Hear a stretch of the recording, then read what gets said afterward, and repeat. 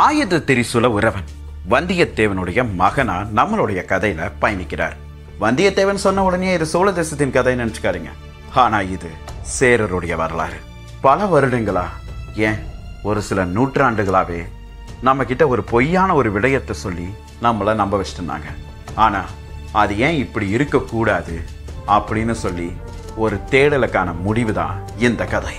ஆயுத திரிசூல உறவனோடு ஒரு ரகசியத்தை கண்டறிய இந்த கதை தளம் தொடக்குது.